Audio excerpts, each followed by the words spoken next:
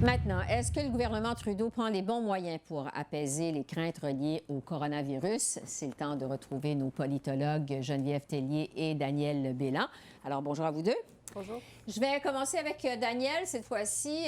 Donc, on a appris aujourd'hui un tout premier décès au Canada dû au coronavirus en Colombie-Britannique. Est-ce que on peut dire que la crise vient d'atteindre un autre niveau pour le gouvernement Trudeau, le gouvernement canadien, Daniel? Oui, je pense que c'est un moment significatif, mais c'est pas seulement pour le gouvernement Trudeau. Je pense que les gouvernements provinciaux qui sont quand même en charge du système de santé au pays pour la plupart des gens. Hein. Donc, les provinces font face, et les territoires font face à un défi important et c'est important aussi pour le gouvernement fédéral d'exercer un leadership et surtout de la coordination dans un moment d'incertitude quand même parce que la situation change très rapidement, non seulement ici au Canada, mais au niveau planétaire. Hein. Ça évolue très vite, ce virus et la situation. Et jusqu'à maintenant, on était assez chanceux par rapport à d'autres pays comme l'Italie, la Corée du Sud, l'Iran ou évidemment la Chine. Mais ça peut changer à tout moment. Alors, je pense que oui, la pression monte sur le gouvernement Trudeau, mais aussi les gouvernements des provinces et des territoires pour en faire davantage, pour vraiment rassurer les gens et pour éviter qu'une crise vraiment durable ne se Dégénère, produise. oui, c'est ça. Geneviève, la ministre Freeland a dit justement aujourd'hui, bon, la situation va empirer avant de s'améliorer. Est-ce qu'on sent que les autorités ont les choses en main, sont en contrôle? Je vous dirais que oui, puis je pense que c'était inévitable qu'elle fasse cette déclaration-là, parce que si on regarde ce qui se passe dans d'autres pays comme la Corée du Sud ou l'Italie, même la France, on se rend compte que ça s'amplifie, le rythme va de plus en plus vite. Évidemment, le décès aujourd'hui, oui, va peut-être changer un petit peu la donne, parce que là, les gens vont commencer à dire, OK, ça frappe chez nous, puis on commence à voir un résultat tangible, concret. En plus, on voit que le cas diagnostiqué de personnes qui ont le coronavirus, ça augmente aussi. On pense à l'Alberta, où la progression est quand même assez rapide, même si les chiffres ne sont pas alarmants.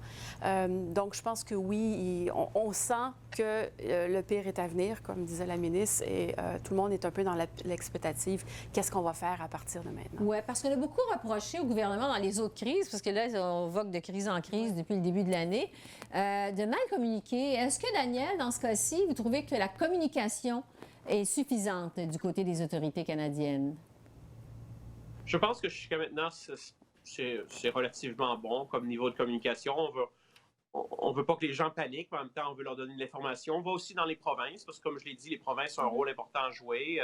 Ici au Québec, par exemple, on a annoncé donc la création de centres de dépistage, même s'il y a seulement 4 cas vraiment au Québec. C'est très peu comparé à l'Ontario ou la Colombie-Britannique, mais on essaie aux différents ordres de gouvernement de rassurer les gens, de mettre en place des mesures, mais comme je l'ai dit tout à l'heure, on est vraiment chanceux parce que jusqu'à maintenant, la situation est quand même moins défavorable, beaucoup moins défavorable que ce qu'on voit dans d'autres pays. Donc, il faut se croiser les doigts, espérer que oui, ça va s'empirer, mais que ça ne s'empire pas trop. Et je pense que c'est un défi pour le gouvernement, mais jusqu'à maintenant, je ne peux pas dire que le gouvernement paraît mal, comme dans le cas de la crise des barricades, par exemple. Finalement, Geneviève, Daniel parlait il y a un instant de la critique par rapport à la crise sur les blocus autochtones. L'opposition, encore, cette fois-ci, est très critique du gouvernement, veut que le Canada limite les entrées des voyageurs au pays, réclame plus de transparence, veut un plan. Qu'est-ce que vous pensez de l'approche de l'opposition dans les circonstances? Oui, on peut se poser la question, est-ce que c'est de bon goût? Parce qu'effectivement, quand on est dans une crise nationale, parce que je pense qu'on s'en va vers ça serait mieux de tout le monde travailler dans le même sens, puis d'essayer de régler le problème plutôt que d'amplifier, puis de faire part de ses critiques. Maintenant, je reviens encore au gouvernement Trudeau qui, par le passé, a eu des problèmes de communication, puis on peut se poser la question, est-ce que ça ne va pas être la même chose cette fois-ci? J'ai l'impression que le vrai test n'est pas encore arrivé.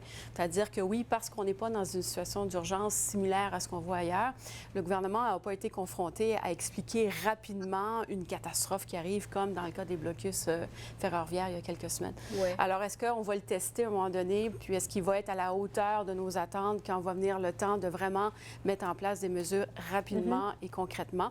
Qu'est-ce qu'on fait avec les gens qui arrivent, justement? Est-ce que c'est bien expliqué pourquoi on ne restreint pas les allées-venues aux frontières? Parce que oui, on pourrait le faire pour des raisons de santé publique, mais en même temps, important, des raisons économiques sont importantes. Oui, c'est ça, parce qu'on l'a vu avec les marchés boursiers. Plus ça va, plus il y a de l'inquiétude dans la C'est population ça. canadienne, même si on est moins affecté. Et le rôle du gouvernement fédéral, c'est pas juste santé publique, c'est davantage les provinces, comme Daniel Bélan l'a bien dit, mais il y a un rôle économique très important. Alors, on attend le prochain budget, on est en train de se demander est-ce qu'ils sont pas en train de réarranger leurs cartes parce qu'il y a des situations qui arrivent imprévues. Qu'est-ce qu'on fait avec les marchés qui chutent? Donc là, il y a un rôle pour le gouvernement fédéral à jouer que les provinces n'ont pas à jouer. Daniel, le coronavirus va être au centre de la rencontre des premiers ministres des provinces qui se tient vendredi. Est-ce que ça va monopoliser la rencontre? À quoi on peut s'attendre alors que toutes les provinces vont se rencontrer? Le premier ministre Trudeau a dit « Faites-moi valoir vos besoins. » On va se parler. À quoi on peut s'attendre? Oui, ça va être un enjeu, mais ce ne sera pas le seul enjeu. Je pense que justement, à cause de la chute des prix du pétrole puis les marchés boursiers, il y a beaucoup d'inquiétudes économiques et qui sont vraiment importantes et des inquiétudes fiscales, surtout dans des provinces comme l'Alberta, la Saskatchewan et Terre-Neuve, qui dépendent quand même encore pas mal des revenus pétroliers, des revenus des ressources naturelles. Donc, cette chute rapide des prix du pétrole va sûrement ranimer le débat sur le programme de stabilité fiscale, par exemple, et donc des enjeux qui sont importants. Donc, on va peut-être parler, oui, beaucoup du virus corona, mais on va parler sans doute aussi d'enjeux économiques et fiscaux qui sont liés à cette situation internationale qui vraiment se complique et sur le plan économique est une source vraiment d'anxiété grandissante. Geneviève, le mot de la fin, il reste quelques secondes. Vous attendez à quoi de cette rencontre de vendredi? Ça va être un peu un soulagement pour M. Trudeau parce qu'il y avait d'autres dossiers que les provinces voulaient amener, par exemple les changements climatiques, la taxe carbone, les dépenses en santé.